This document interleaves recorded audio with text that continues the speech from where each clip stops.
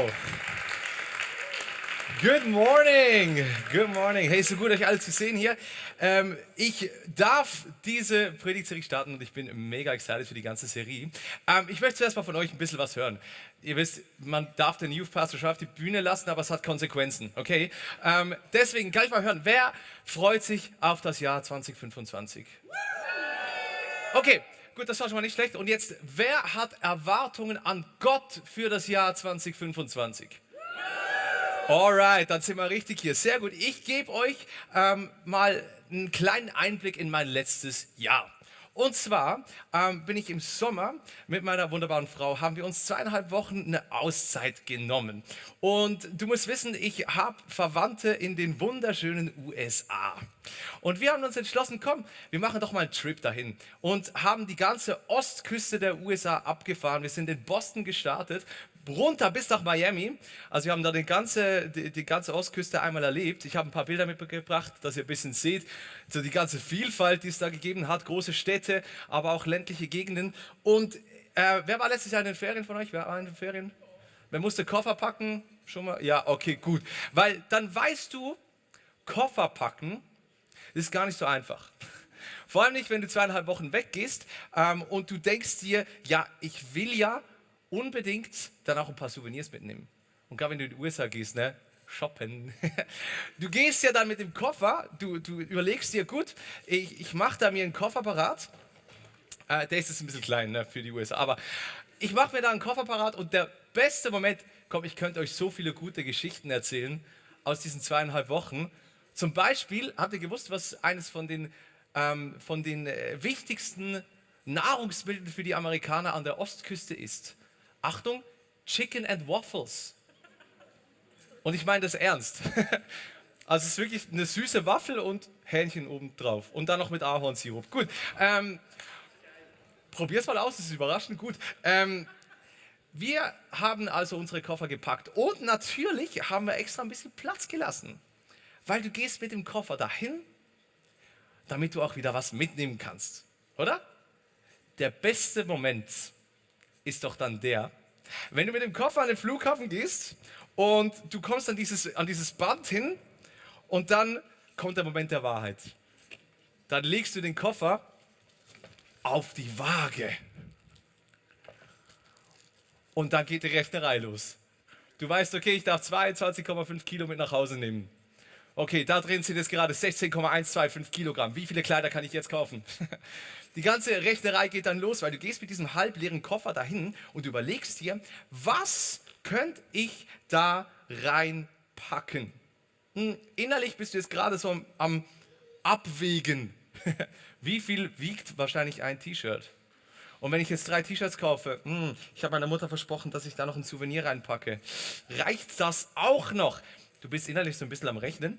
Bei uns war das auf jeden Fall so. Wir waren beide so wirklich bei der Waage so. Okay, gut, 17 Kilo, super, das funktioniert. Da können wir was mitnehmen. Sehr gut. Und wir machen uns ja in den nächsten Wochen auch auf eine Reise.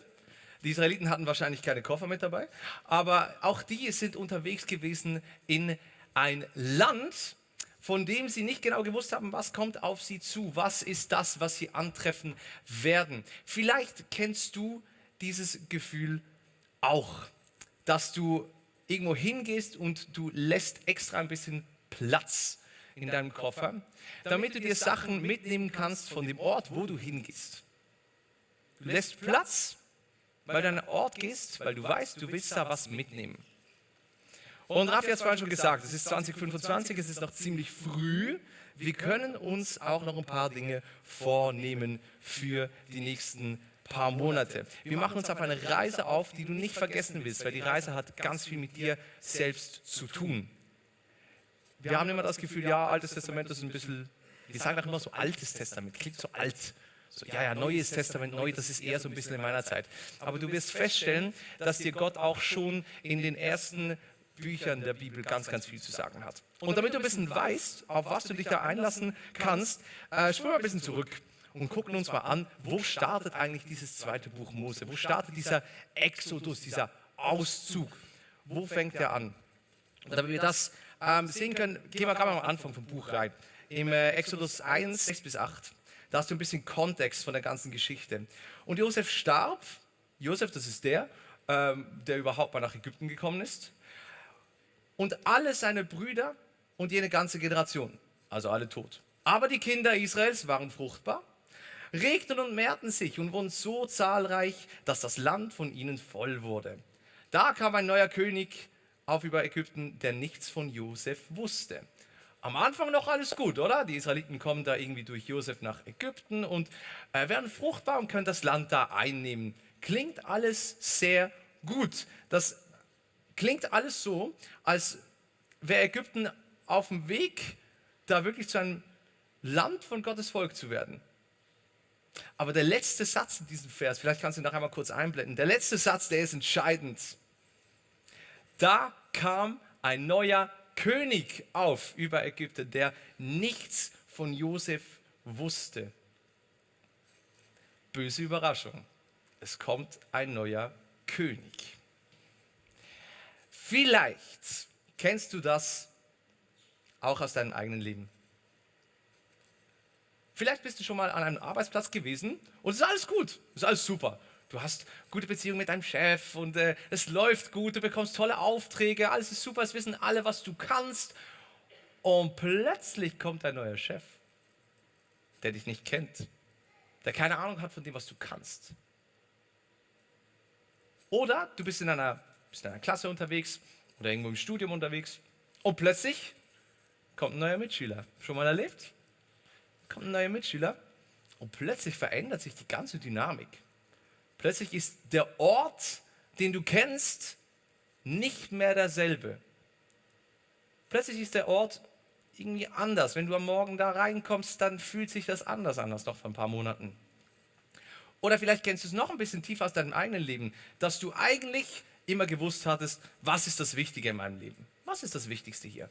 Für was gehe ich? Und plötzlich schleicht sich so was anderes in dein Leben rein, das plötzlich wie zu einem neuen König wird. Irgendwie läufst du jetzt was anderem nach, als du vorher nachgegangen bist. Irgendwie hat jetzt etwas anderes mehr Platz in deinem Leben als noch zuvor. Vielleicht kennst du diese Situation.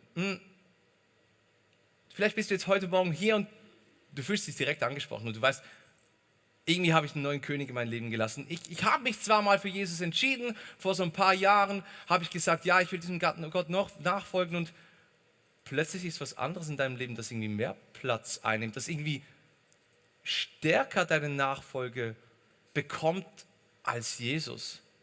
Das kann ziemlich schnell in unserem Leben passieren. Und ich glaube, die gute Nachricht, der dir bewusst sein muss, ist, wie Gott in dieser Zeit auch weiterhin die Israeliten sieht, so sieht er dich heute Morgen. So sieht er dich. Gott ist nicht ein Gott, auch wenn du ihn mal aus den Augen verlierst, der dann sagt, oh, okay, ja, das ist vorbei. Nein, Gott sieht dich. Da, wo du bist heute Morgen. Und das ist die erste wichtige Botschaft, die du mitnehmen musst in dieses neue Jahr. Gott sieht dich. Da, wo du bist. Mit allem, was du bist. Auch mit den letzten 5 Jahren, wo du etwas anderem nachgelaufen bist. Gott sieht dich. Und er ist bereit, mit dir den Weg noch einmal neu anzufangen. Mit dir noch einmal durch diese Wüste durchzugehen und dich an der Hand zu nehmen.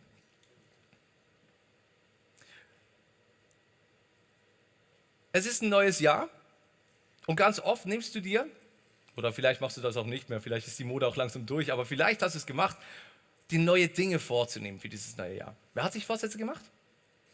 Gibt es noch ein paar? Ja, weniger haben sich einen Vorsatz gemacht, sehr gut. Ich habe nämlich einen Vorschlag für einen Vorsatz für dieses Jahr. Was, wenn dieses Jahr 2025, mal gucken, wie das für dich klingt, was, wenn dieses Jahr das Jahr wird, wo du darauf zurückschaust und sagst, in diesem Jahr habe ich verstanden, was es heißt, Gottes Fülle in meinem Leben zu erleben. Klingt das gut? Klingt gut. Gut. Dann nehmen wir uns doch das vor, oder? Klingt einfacher, als es ist, ne? Aber ich glaube, das ist wirklich zentral, dass wir Gott nachrennen, genauso wie er uns nachrennt, damit wir seine Fülle in unserem Leben erleben können. Und wenn ich auf das neue Jahr hinausblicke, dann möchte ich das. Ich möchte mehr Gott in meinem Leben. Ich möchte mehr Wunder erleben in meinem Leben. Ich möchte mehr sehen, wie Gott in meinem Leben Dinge tut. Und wenn du das auch bist, dann musst du jetzt die nächsten paar Minuten gut aufpassen. Bist du mit mir? Okay, also, ich durfte dieses Jahr, obwohl ich schon ein bisschen älter bin, durfte ich an der Jesus First Conference dabei sein, als Gruppenleiter von unserer wunderbaren Jugend. Wir haben uns über Silvester, Neujahr aufgemacht ins ferne Land Zürich und haben dort unsere Zelte aufgeschlagen in einem Möbelladen, damit wir da übernachten können, weil wir 4 Tage Conference gefeiert haben.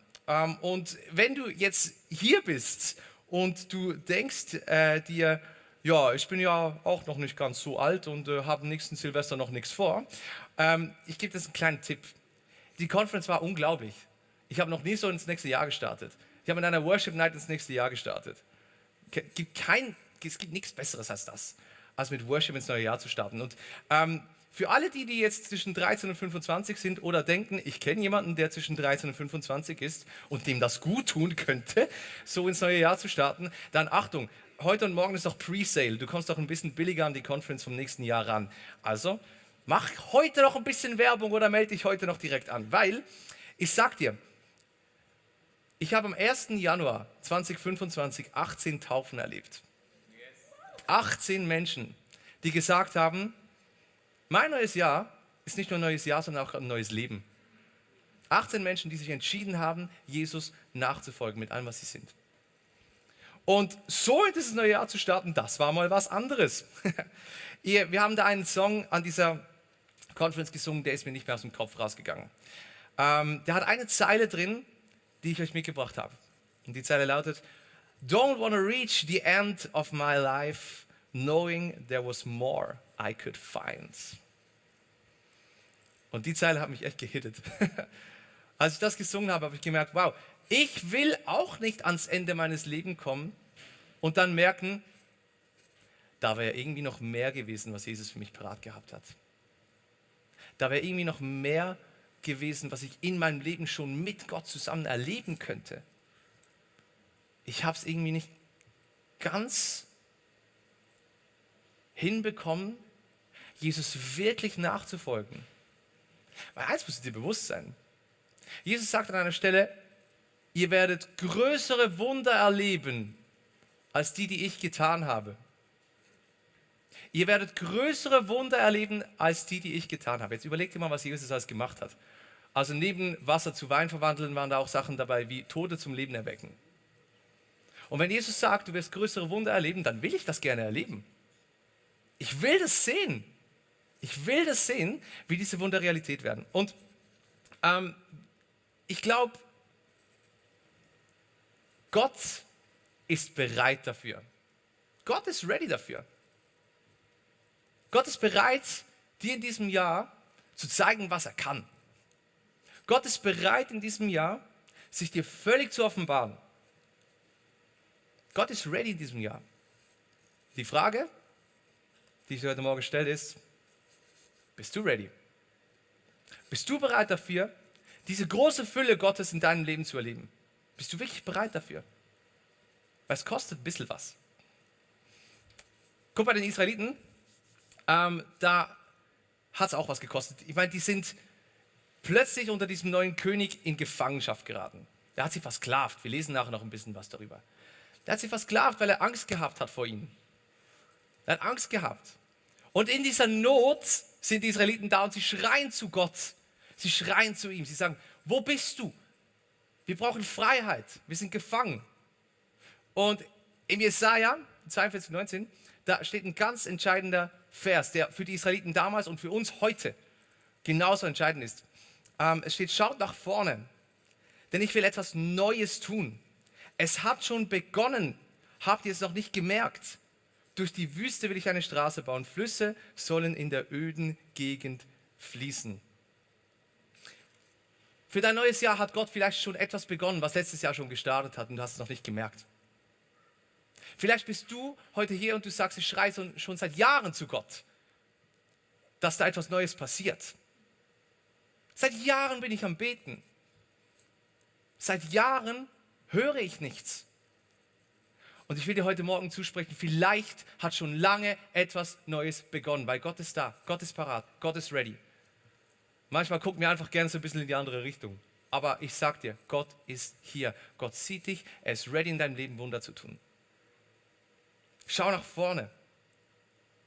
Das ist so eine wichtige Botschaft, Leute. Schaut nicht nach hinten. Die letzten 5 Jahre, die waren doch auch schon so. Warum sollen die nächsten 5 Jahre anders werden? Ich sag dir warum. Weil Gott etwas Neues in deinem Leben tun will. Er verspricht es uns in der Bibel. Er sagt, er will etwas Neues tun. Und ich glaube meinem Schöpfer, dass er etwas Neues tun will. Zurück zu den Israeliten. Ich meine, die sind gerade bei diesem neuen König. Die werden versklavt. Und die sind da gefangen. Und ich glaube, nach ganz viel Schreien, vielleicht kennst du das in deinem eigenen Leben, nach ganz viel Schreien, dann fragst du dich wahrscheinlich, wann wird er es denn tun, wenn Gott schon sagt, er will was Neues tun? Wann? Wann passiert es jetzt? Ich bin sehr ein ungeduldiger Mensch. Ich warte nicht gerne lange. Weißt du, wenn ich in den Europapark gehe zum Beispiel, gell, und dann stehen da diese Zeiten bei den Bahnen. Das sind echt schlimme Erfahrungen. Vor allem, wenn du weißt, ich will gerne jetzt auf diese Bahn und steht 45 Minuten anstehen. Okay, ja gut, machen wir, toll. Manchmal ist diese Ungeduld etwas, was wir in unserem Leben ablegen müssen. Weil eben wir uns bereit machen müssen dafür, dass Gott uns schon lange sieht. Im nächsten Vers in der Geschichte von Israel steht nachher, dass Gott gedachte an seinen Bund mit Abraham, Isaak und Jakob. Und Gott sah auf die Kinder Israels und Gott nahm sich ihrer an. Was für ein Vers. Gott nahm sich ihrer an. Was bedeutet das? Das heißt, Gott hat das Schreien gehört und er hat sich daran erinnert, oh, ja, da gab es mal einen Bund, den ich geschlossen habe. Stimmt. Ja, ich halte meine Versprechen, ich ändere die Situation. Ich halte meine Versprechen, ich ändere die Situation. Das ist das, was Gott da gerade tut. Es geht um diesen Bund. Es geht um diesen Bund, an den sich Gott erinnert. Schau, wenn du an Jesus glaubst, wenn du dein Leben Jesus gegeben hast und dann, wenn du dich taufen lassen hast, dann hast du mit Gott auch einen Bund geschlossen. Und ich weiß nicht, ob du dich an deine Taufe erinnern magst. Vielleicht ist sie dir noch mega präsent vor Augen. Vielleicht aber auch eher nicht. Ich habe gedacht, ich erinnere uns noch einmal ein bisschen an 2, 3 Dinge, okay? Weil letzte Taufe oder Herbstcamp war noch eine Taufe und dann ist es immer schwierig, die Fragen auch zu verstehen. Die wird Wind, Wellen, laut. Schwierig, die Fragen zu verstehen. Deswegen kommt, ich lese euch einmal die Fragen vor, die wir bei einer Taufe stellen. Okay? Also wenn du jetzt getauft worden bist, dann hast du Ja gesagt zu diesen Fragen. Einfach als Erinnerung. Die erste Frage ist, glaubst du, dass Jesus Gottes Sohn und somit dein König ist? Die zweite Frage, glaubst du, dass er am Kreuz für deine Sünden gestorben ist und dass du durch ihn ewiges Leben hast? Die dritte Frage, glaubst du, dass Jesus von den Toten auferweckt worden ist und dich eines Tages ebenfalls auferwecken wird? Das sind schon mal 3 Banger-Fragen, ne? Okay.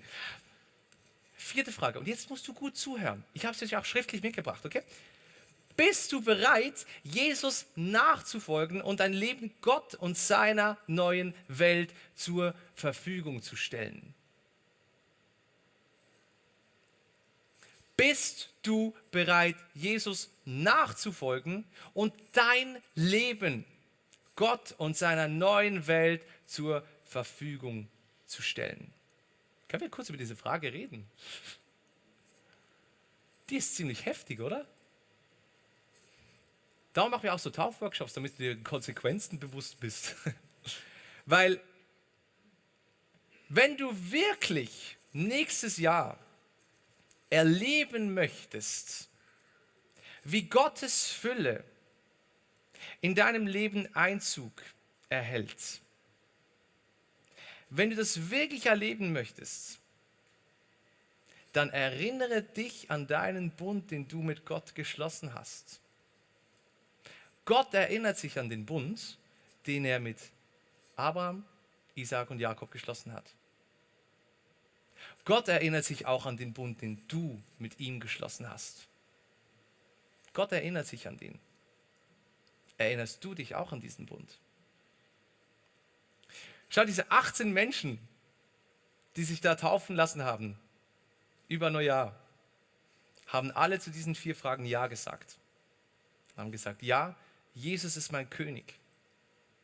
Er ist mein König. Er regiert in meinem Leben. Und mein ganzes Leben stelle ich ihm zur Verfügung. So, jetzt nimm dich mal ins Leben von den Israeliten rein. Ne? Die sind jetzt da. Und es gibt eine Geschichte, die ist gar nicht mal so unentscheidend. Die schreien da zu Gott. Und während sie schreien, denkt Gott, ja, Bund, ich helfe ihnen. Und wie hilft er ihnen? Er macht es auf eine ganz spezielle Art und Weise. Er macht es auf eine ganz spezielle Art und Weise. Denn der neue König hat so fest Angst vor den Israeliten, dass er irgendwann sagt, okay, komm, jeden israelischen Jungen müssen wir umbringen. Könnt ihr dich noch an die Weihnachtsgeschichte erinnern? So. Jeden israelischen Jungen müssen wir umbringen. Die Mädels dürfen leben, die Jungs bringen wir um. Ein Junge wird aber verschont. Ein Junge wird verschont. Moses. Moses wird geboren in Ägypten und wird gerettet, indem seine Familie ihn so in ein kleines Schilfkörbchen legt und den Fluss hinuntertreiben lässt, bis jemand von der Königsfamilie ihn findet. Und von dort und er wird unter dem König aufwachsen am Schluss. Mose hat aber ein paar Probleme mit dem Gesetz und muss dann fliehen aus Ägypten. Und dann ist er Schafhirte, bis er von Gott berufen wird. Weißt du, wie lange das dauert, bis Mose von Gott berufen wird? Weißt du, wie lange der Schafhirte ist? Etwa 80 Jahre. 80 Jahre lang warten die Israeliten auf Befreiung. Und dann schickt Gott einen Stotterer. Dann kommt jemand, der nicht so gut reden kann. Mit seinem Bruder, der kann ein bisschen besser reden. Verstehst du, 80 Jahre dauert der Prozess, bis da überhaupt jemand kommt, der mal zum Pharao geht und sagt, lass mein Volk ziehen. 80 Jahre. Ich denke mir manchmal, 45 Minuten anstehen sind schön lange. 80 Jahre sind ein bisschen länger. Und in dieser Zeit passiert etwas. In dieser Zeit macht Gott Mose bereit. Und ich frage mich immer, 80 Jahre Schafhirte. Wie kann man da jemanden parat machen, um ein ganzes Volk zu leiten? Hast du schon mal Schafe gehütet? Man sagt, wenn du Schafe hüten kannst, das sind die stursten Tiere, die es gibt. Wenn du lernst, dass du auf Schafe aufpassen kannst, dann sind Menschen kein Problem mehr. Weil die machen immerhin ein bisschen das, was du tust. Aber die Schafe, die machen gar nicht das, was du von ihnen willst. Mose wird vorbereitet. 80 Jahre lang wird Mose vorbereitet.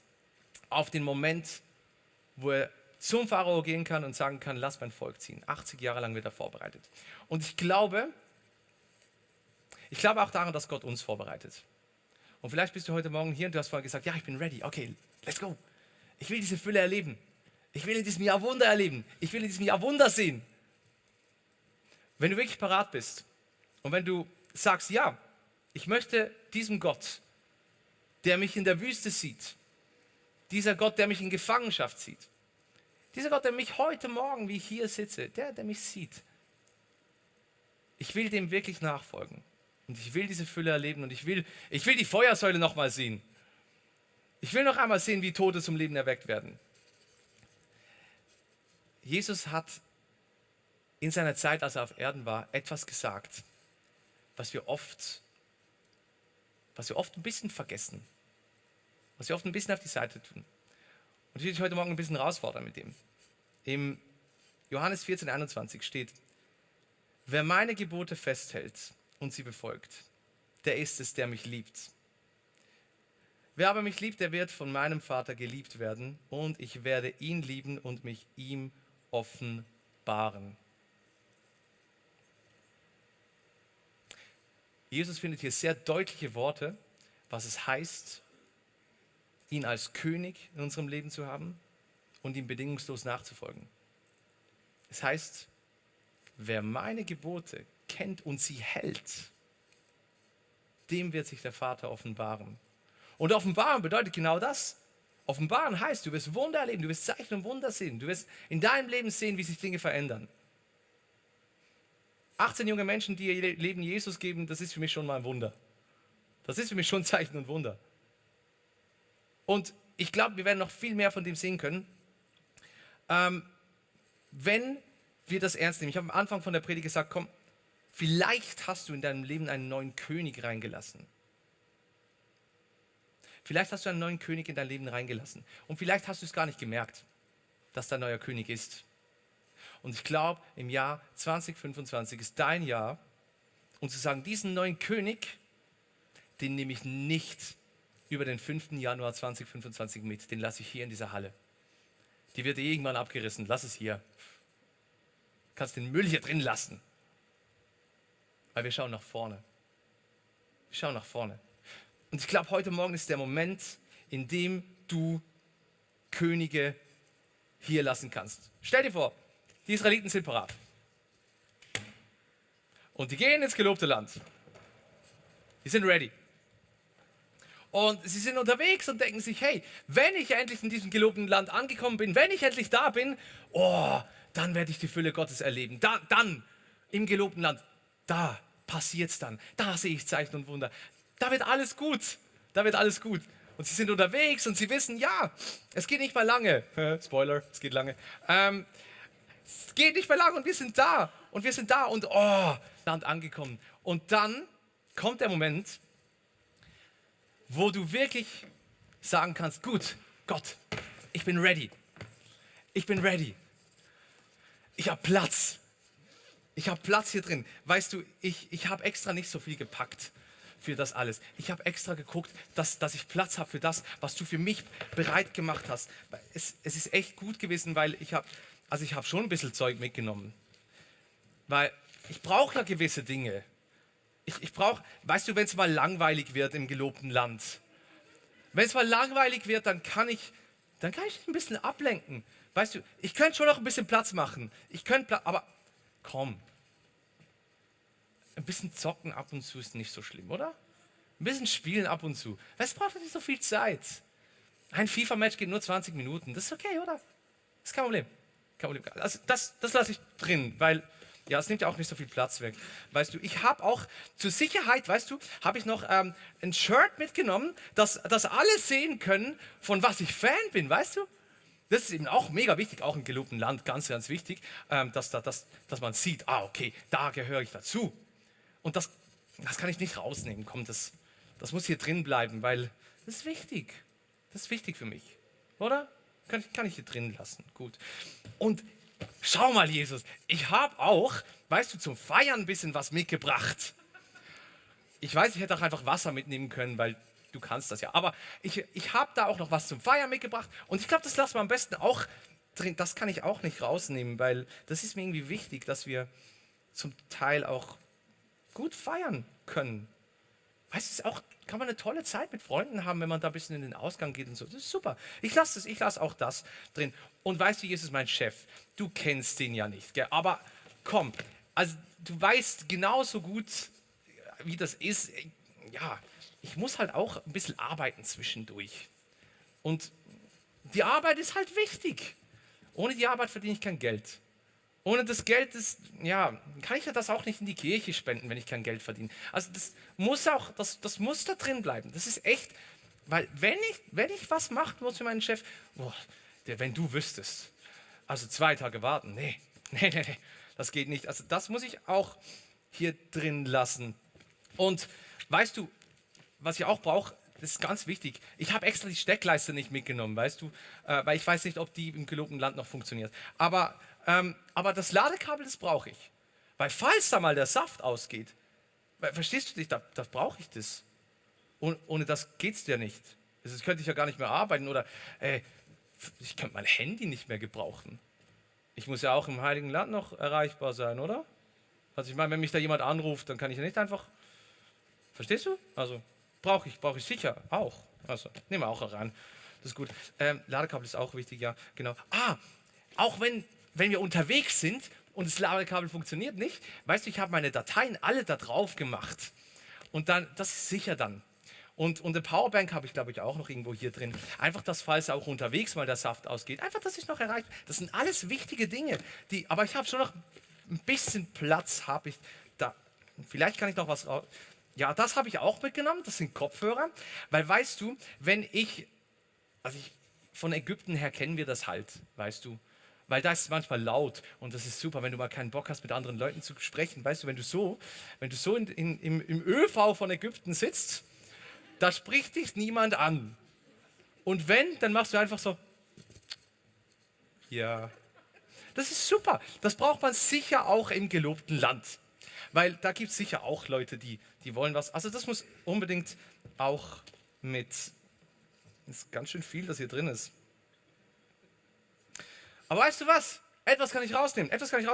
Weil ich habe meinen Laptop, mein Handy dabei. Weißt du, die Bibel, die nimmt halt einfach viel Platz weg. Das ist ja, komm, das kann ich alles auf dem Handy machen, das ist kein Problem. Die Bibel nimmt viel, ich mache das raus und dann habe ich schon noch ein bisschen Platz für das, was du mir hier zu bieten hast.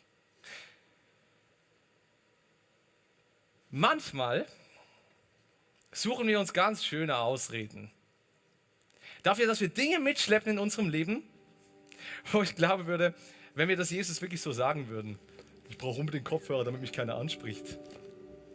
Come on. Manchmal werden Dinge zu unseren Königen in unserem Leben, sei es, dass du gerne für dich alleine bist und gar nicht Gemeinschaft suchst. Sei es, dass du sagst, Gemeinde, Kirche, ist voller Enttäuschung. Warum sollte ich jeden Sonntag früh aufstehen? Ich kann mir einfach sonst eine Predigt anschauen. Weißt du, was in der Bibel steht? Verlasse die Gemeinschaft nicht. Das hat einen Grund, warum das drin steht. Was, wenn du heute Morgen sagst, dass ich mich zurückziehe, dass ich einfach nur für mich allein sein möchte, weil ich irgendwie Angst habe vor anderen Menschen, weil da viel Menschenfurcht drin ist? Was, wenn du heute Morgen sagst, ich packe das auf meinen Koffer raus, schmeiß es weg? Menschenfurcht ist nichts, was in deinem Leben was verloren hat. Weil Gott hat dich dazu berufen, mit Menschen unterwegs zu sein. Weil durch Menschen er sich dir offenbaren kann. Vielleicht hindert dich diese Einsamkeit daran, die volle Offenbarung Gottes zu sehen. Weil du Gott manchmal nicht durch andere Menschen sehen kannst. Frag dich heute Morgen, ist das was ich heute Morgen loslassen muss? Damit ich meine Reise antreten kann? Ist diese Menschenfurcht etwas, was wir heute Morgen einfach hier lassen? Es hat genug Platz.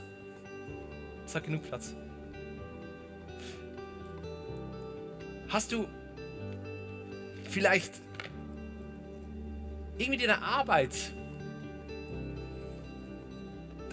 über deinen Glauben gestellt? Weil wenn meine Kollegen am Arbeitsplatz wüssten, dass ich gläubig bin, mein Ansehen würde schon ziemlich runtergehen. Weißt du, Nachfolge, Jesus wirklich nachzufolgen, das kostet was. Ja, es kostet manchmal Ansehen. Glaub mir, ich kann dir ein Lied davon erzählen. Es kostet Ansehen. Ist so. Aber es kostet auch was, Jesus nicht nachzufolgen. Es kostet dich nämlich das Leben in Fülle. Vielleicht ist es heute Morgen Zeit, um zu sagen, was andere Menschen über mich denken, sei es auf der Arbeit, sei es im Studium, sei es in der Klasse, ist nicht wichtiger, als dass ich meinem König nachfolge. Vielleicht ist es Zeit, dass du das hier lässt. Vielleicht versteckst du dich gerne irgendwo in einer anderen Gemeinschaft. Vielleicht versteckst du dich gerne irgendwo in der Menge und zeigst gerne deine Farben, die irgendwie ein bisschen wichtiger sind als die Farben des Himmels. Überleg dir mal, wenn du jemand Neues kennenlernst, wie stellst du dich vor? Hi, ich bin Janik, ich bin Lehrer. Oder hi, ich bin Janik und ich folge dem lebendigen Gott nach. Sieht man, wem du angehörst? Sieht man, zu wem das du gehörst? Vielleicht ist es Zeit, heute Morgen so ein paar Fanshirts wegzuschmeißen und zu sagen, das einzige Fanshirt, das ich brauche, ist, dass man erkennt, dass ich lebendiges Kind von einem lebendigen Gott bin. Vielleicht sagst du auch, ja, ich beschäftige mich einfach mega gerne mit anderen Dingen. Weißt du, die Bibel, ja. Wenn ich die Wahl habe zwischen ein bisschen was gamen, zwischen, ja, ich lese lieber einen anderen Roman im Moment. Vielleicht ist es Zeit, die Dinge, die dich ablenken vom Wort Gottes, wegzulegen heute Morgen. Zu sagen, das ist nicht mein König in meinem Leben. Das ist der König in meinem Leben. Und wenn du vielleicht sagst, hey, ich bin irgendwo in etwas gefangen. Ich bin in eine Abhängigkeit reingerutscht, die ich irgendwie brauche. Gott kann dich aus jeder Abhängigkeit befreien. Aus jeder. Egal was es ist. Egal worin du gefangen bist. Gott will dich frei machen. Und heute Morgen ist der Moment, wo er dich frei machen kann. Und weißt du, manchmal hängen wir ganz schön unserer Vergangenheit nach. Manchmal gucken wir Bilder, ich weiß, ich bin überhaupt nicht so, aber ich kenne es zum Beispiel von meiner Frau, die alten Bilder wieder mal angucken. Weißt du noch damals? Boah, wie schön ist es früher noch gewesen. Früher war alles besser.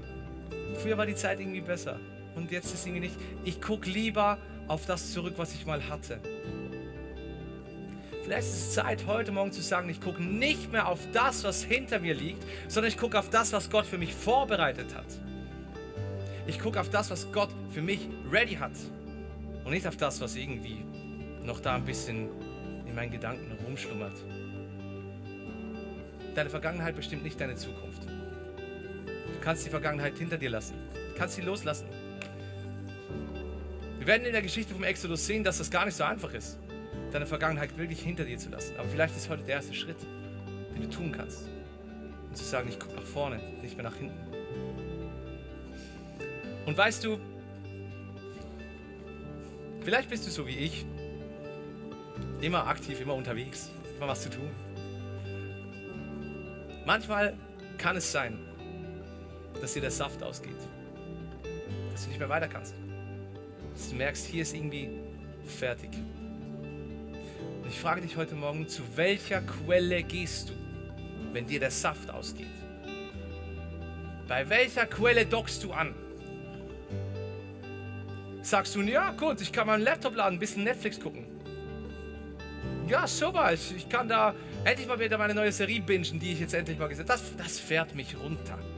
Das ist total gut für mich. Das ist wunderbar. Da bin ich nachher wieder fit. Vielleicht ist es Zeit zu sagen, meine Quelle, von der ich Energie hole, sieht eher so aus. Weil hier wartet das wahre Leben auf dich. 2025 kann ein Jahr für dich sein, wo du sagst, Jesus, ich komme zu dir. Und weißt du, was in meinem Koffer drin ist, Jesus? Nix. Weißt du, warum nichts drin ist? Weil ich will, dass du ihn füllst. Ich will sehen, wie du deine Dinge in meinen Koffer reinpackst und mir zeigst, wie ein Leben in Fülle wirklich aussehen kann. Was, wenn du 2025 mit einem leeren Koffer startest und darauf wartest, was Gott dir da reingeben kann? Und ich sage dir, wir stehen nächstes Jahr hier und wir sind nicht mehr die gleiche Kirche. Wir sind nicht mehr die gleichen Menschen. Weil wenn du diesen Koffer Jesus hingibst, dann wird er was reinpacken, was dein Leben verändert. Aber du musst dich entscheiden. Wer ist König in deinem Leben? Kommst du mit deinem vollen Koffer? Kommst du mit deinem leeren Koffer? Und vielleicht ist es für dich heute Morgen Zeit, eine von diesen Dingen endgültig einfach hier zu lassen. Endgültig hinter dir zu lassen. Komm, wir stehen zum Schluss zusammen auf.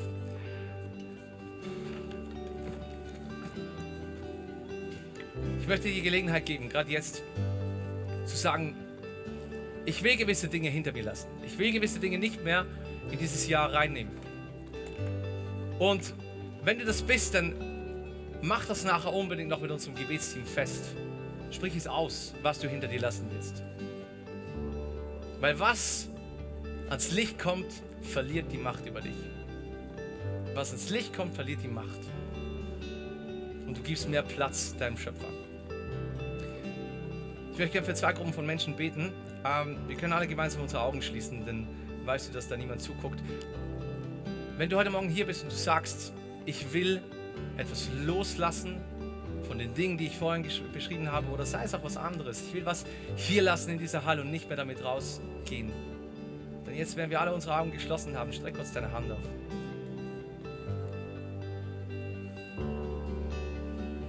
Lass deine Hand oben und ich bete für dich. Jesus, du siehst all diese Hände, du siehst all diese Menschen, die gerne etwas hier lassen wollen. Sei es Menschenfurcht, sei es irgendeine Abhängigkeit, sei es, dass sie irgendeine andere Quelle haben als dich, sei es, dass sie andere Farben tragen als deine Farben, Jesus. Ich bitte dich darum, dass du diese Last jetzt wegnimmst. In diesem Moment, dass du mit deinem Heiligen Geist kommst. Jesus, dass du diese Lasten mit deiner Last ersetzt, die leicht ist. Jesus, dass du neue Freiheit in diese Leben reinsprichst. Jesus, in deinem Namen brechen wir alle diese Dinge, die uns gefangen halten, sodass wir in dir zu neuer Freiheit kommen können. Und Jesus, ab heute ist ein Start von einem neuen Leben, das mehr Platz für deine Fülle hat.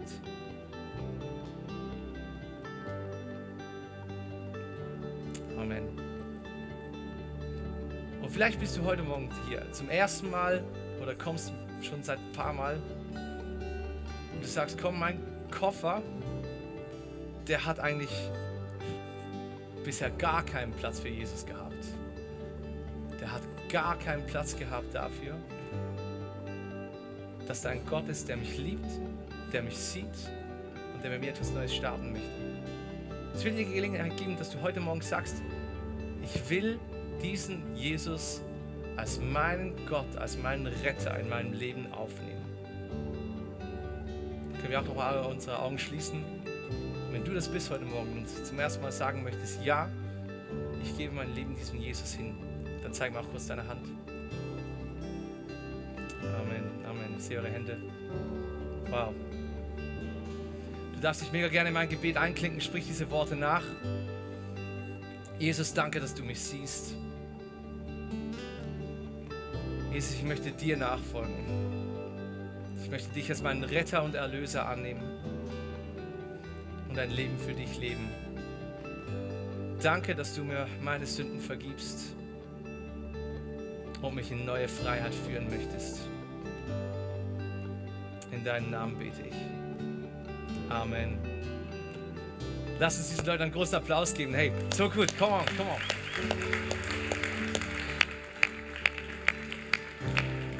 Gott führt dich in neue Freiheit heute Morgen. Und diesen Gott, der uns in neue Freiheit führt, den lohnt es sich mit der ganzen Stimme und dem ganzen Körper anzubeten, oder? Hey, lasst uns jetzt noch einmal in eine Worship-Zeit reingehen und lasst uns diesem Gott unseren Dank entgegenstrecken. Wenn du vorher gesagt hast, du willst was loslassen, dann nimm das Gebetsteam unbedingt noch in Anspruch. Geh noch, lass für dich beten, bete mit jemandem zusammen und lass diese Dinge hier, die du nicht mehr mitnehmen willst. Und lasst uns während dem gemeinsamen Gott anbeten.